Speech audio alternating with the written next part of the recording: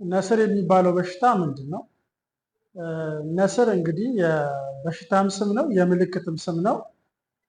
ነስር ማለት በአፍንጫችን በኩል ደም በሚፈስበት ሰዓት በተለያየ ምክንያትም ሊሆን ይችላል። ደም በሚፈስበት ሰዓት የሚከሰት የበሽታ አይነት የሚባለው በሽታ እንግዲህ ምን ያህል የተለመደ ነው የሚለውን እና የበለጠ ተጋላጭ የሆነው የህብረተሰባችን ክፍል የትኛው ነው የሚለውን ስናይ የነስር በሽታ በጣም የተለመደው ከሁለት የእድሜ ክልሎች ናቸው። በተለይ ከ10 ዓመት በታች ያሉ ህፃናትና ከ35 እስከ 50 እድሜ መካከል ያሉ አዋቂዎች ላይ በብዛት የሚታይ ነው። ሆኖም ግን ከነኚህ የእድሜ ክልሎች ውጭ የዛን ያህል ባይዘወተርም ይከሰታል ማለት ነው። አብዛኛው የሚከሰትባቸው ደግሞ አሁን የጠቀስኳቸው የእድሜ ክልል ነው።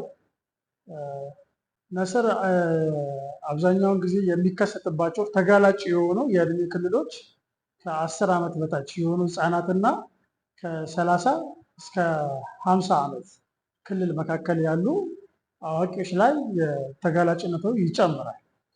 ነስር ምን ያህል ይከሰታል የምንለውን በምናይበት ሰዓት ደግሞ በህይወታችን ጊዜ አንድ ጊዜ የ60% የማህበረሰባችን ክፍል ነገር ይከሰትበታል ማለት ነው። የነስር በሽታ መንስኤዎቹ ምንድን ናቸው? የነስር በሽታ መንስኤ በሁለት ከፍለን ነው የምናየው። ምክንያቱ የማይታወቅና ምክንያቱ የሚታወቅ ተብሎ በህክምና ይከፈላል። አብዛኛውን ጊዜ ከ80 እስከ 90% ገደማ የሚያክለው ምክንያቱ የማይታወቅ የነስር በሽታ ነው። የተቀረው ደግሞ ወደ 20% የሚያክለው መንስኤዎቹ የሚታወቅ ነው። መንስኤዎቹ የሚታወቁት ደግሞ አብዛኛውን ጊዜ ከአፍንጫ ጋር የተያያዘና ከአፍንጫ ውጭ መንስኤ የሆነበት ተብሎ ለሁለት ይከፈላል።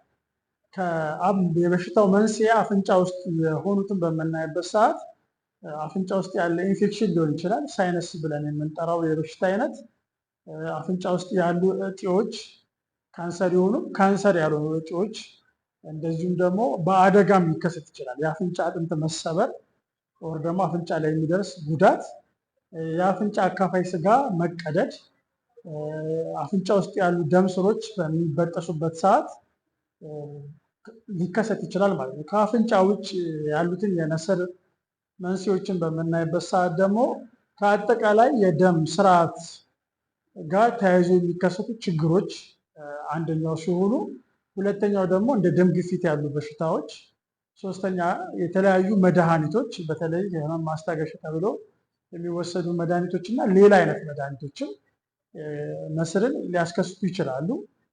ከዛ ውጭ የደም ካንሰር፣ ብዙ አይነት የደም ካንሰሮች አሉ። እነኚህም የደም ካንሰሮች መገለጫ ሆኖ ሊከሰት ይችላል። ከዛ ውጭ የኩላሊት መስነፍ፣ የጉበት መስነፍ ነስርን ሊያስከስት ይችላል ማለት ነው። ነስር በሚከሰትበት ሰዓት ወደ ህክምና ተቋም ከመሄዳችን በፊት አንድ ሰው ይሄ ሁኔታ በሚገጥመው ሰዓት ማድረግ የሚችለው ነገር አለ። ያ ምንድን ነው? አፍንጫን ከ10 እስከ 15 ደቂቃ ለሚያክል ጊዜ አፍንጫን እንደዚህ በጣት ግጥም አድርጎ በመያዝ የአፍንጫችንን የስጋ ፓርት በግራና በቀኝ ያለው በደንብ ጥብቅ አድርጎ በመያዝ ዝቅ በማለት እኔ እንደማሳያችሁ ዝቅ በማለት አፍን ከፍቶ መተንፈስ። በአፋችን የሚመጣ ደም ካለ ወደ ውጭ ይፈሳል ማለት ነው፣ ትንፋሻችን ሳይቆራረጥ ማለት ነው። ይሄ የሚጠቅመው ለምንድን ነው? አብዛኛውን ጊዜ የሚከሰት ነስር የአፍንጫችን የፊት ለፊተኛው ፓርት ላይ የአፍንጫ አካፋይ ስጋ ላይ ያሉ የደም ስሮች መሳሳት ወር መበጠስ መንስኤ ስለሆነ ከ10 እስከ 15 ደቂቃ ጠንከር ባለ ሁኔታ በምንይዝበት ሰዓት አብዛኛውን ጊዜ ነስሩ ይቆማል። ያ ከቆመ ወደ ህክምና መሄድም አያስፈልግም ማለት ነው። እዚህ ጋር ማንሳት የምፈልገው አብዛኛውን ጊዜ በማህበረሰባችን ዘንድ ያለው የተሳሳተ ሁኔታ ምንድን ነው? ነስር ሰው በሚገጥምበት ሰዓት ቀና ይባላል የሚል አመለካከት ነው ያለው።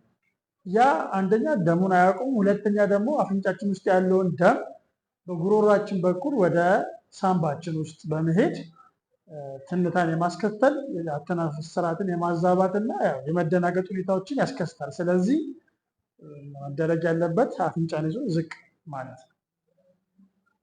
ስለዚህ በዚህ አሁን በጠቀስኳችሁ መንገድ ነስሩ የማይቆም ከሆነ ደግሞ ወደ ህክምና ቦታ በመሄድ የሐኪምን እርዳታ ማግኘት ያስፈልጋል። ነስር በምን አይነት መንገዶች ይታከማል የሚለውን በምናይበት ሰዓት ደግሞ አብዛኛውን ጊዜ የሚደማውን ቦታ በመለየት አፍንጫ ውስጥ ከሆነ ማለት ነው። የሚደማውን ቦታ በመለየት ያንን የሚደማውን ነገር መቆጣጠር ነው። የተለያየ መንገዶች ሊኖሩ ይችላሉ። አብዛኛውን ጊዜ የምንጠቀመው ምንድን ነው? አፍንጫችን ውስጥ ጎዝ የምንለውን ነገር በቫዝሊን ኦር ደግሞ በአንቲባዮቲኮች ክሬሞች የተቀባ ጎዝ አፍንጫ ውስጥ በጥንቃቄ በማስቀመጥ ወር በመጠቅጠቅ ያንን የሚደማውን ደም ስር የሚደማውን ቦታ ማቆም መቆጣጠር የመጀመሪያው የሕክምና ደረጃ። በእርግጥም ታካሚ ወደ ሕክምና ተቋም በጣም ብዙ ደም ፈሶት መጥቶ ከሆነ የደም ምርመራ በማድረግ ምን ያህል ደም እንደፈሰሰው ታካሚው ለሕክምና ደም መሰጠት አለበት የለበትም የሚለውን እንለያለን። ከዛ ውጭ የደም ግፊቱ የሚወርድ ከሆነ ደግሞ የተወሰኑ ያንን የደም ግፊቱን ሊያስተካክሉ የሚችሉ የሕክምና መድኃኒቶችን እንሰጣለን ማለት ነው። በምርመራ ደግሞ ከአፍንጫ ውጭ ሊሆን ይችላል ብለን በምንጠራጠርበት ሰዓት ምርመራዎችን በማድረግ ቅድም እንደዘረዘርኩት ደም ግፊት ካለ፣ የጉበት የኩላሊት ችግሮች ካሉ ወር ደግሞ የደም ስርዓት መዛባት ላይ ካሉ ምርመራዎች ተለይተው ያ የተገኘውን በሽታ በሚገባ በራሱ ሕክምና በማድረግ ስር መሰረቱን ማከም ይቻላል። ሆኖም ግን ያ ሕክምና እስከሚደረግ ድረስ አንድ ሰው ደም እየፈሰሰው ስለማይጠበቅ አፍንጫ ውስጥ የሚደማውን ነገር ለመቆጣጠር ቫዝሊን ኦር ደግሞ አንቲባዮቲክ የተቀባ ጎዝ ልንጠቀም እንችላለን። የተለያዩ ካቴተሮችን ልንጠቀም እንችላለን፣ የሚደማውን ቦታ ለማቆም ማለት ነው።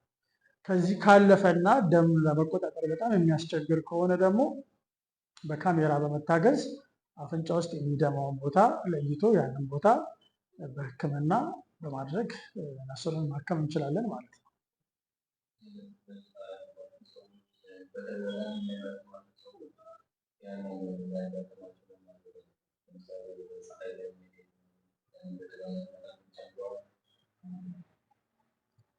በተደጋጋሚ በነስር በሽታ የሚጠቁ ሰዎች ተጋላጭነታቸውን ለመቀነስ ወር ድግግሞሹን ለመቀነስ ምን ማድረግ ይገባቸዋል የሚለውን በምናይ ሰዓት አንደኛ ወደ ሕክምና ተቋም በመሄድ መንስኤውን መለየት ነው ዋናው ነገር።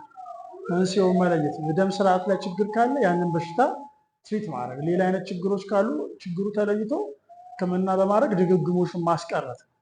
ከዛ በተረፈ አንድ ግለሰብ ሊያደርግ የሚችለው ጥንቃቄ ብዙ ጊዜ አፍንጫን የመነካካት ልምድ ያለው አፍንጫን የመጎርጎር፣ በተለይ ደግሞ ህፃናት ላይ ኮመን የሆነው ህፃናት ላይ አብዛኛውን ጊዜ የሚከሰተው ደም እዚህ ከፊት ለፊተኛው የአፍንጫ አካፋይ ስጋ ላይ ያሉ ደም ስሮች በሚቆጡበት ሰዓት በሚበጠሱበት ሰዓት ነው የሚከሰተው። ያም ደግሞ ብዙ ጊዜ ጉንፋንን ተከትሎ ኦር ደግሞ መጥፎ ልማድን አፍንጫን የመነካካት የመጎርጎር ልማድ ተከትሎ የሚከሰት ነው። ስለዚህ ይህንን ነገር ማስወገድ፣ ጉንፋን ተከትሎ የሚከሰት አፍንጫ መድረቅ ነስርን ሊያስከትል ስለሚችል ማለስለሻ መድኃኒቶች ይታዘዙ አሉ። እነዛን መጠቀም ያስፈልጋል ማለት ነው። በመጨረሻ ማስተላለፍ የምፈልገው መልእክት በተለይ አዋቂዎች ላይ ሆኖ ከቅድም በጠቀስኩት ከ35 እስከ 50 ዓመት የሆኑ አዋቂዎች ላይ የሚከሰት የነስር አይነት ጠንካራ ነው፣ ብዙ ደም ነው የሚፈሳቸው። ምክንያቱም ደግሞ አብዛኛውን ጊዜ የሚከሰተው ዲፕ ከሆነ ወር ደግሞ ወደ ውስጥ በጣም ገብቶ ካለው የአፍንጫችን ክፍል ነው። በአይን የማይታይ ለማከምም ትንሽ ከበድ ከሚል ቦታ ላይ ከሚበጠሱ የደም ስሮች የሚከሰት የደም መፍሰስ ወር ነስር አይነት ስለሆነ እንዲህ አይነት በተለይ አዋቂዎች ላይ ቶሎ ነው ወደ ሕክምና መሄድ ያለባቸው፣ ብዙ ደም ሳይፈሳቸው ማለት ነው። ያንን በማድረጋቸው አንደኛ ቶሎ ደሙን ለመቆጣጠር ይቻላል። ሁለተኛ ደግሞ ደም መፍሰስን ተከትሎ ሊከሰቱ የሚችሉ ተጓዳኝ የሕክምና ችግሮችን ማስቀረት ስለሚቻል ማለት ነው። ይህንን ማስተላለፍ የምፈልገው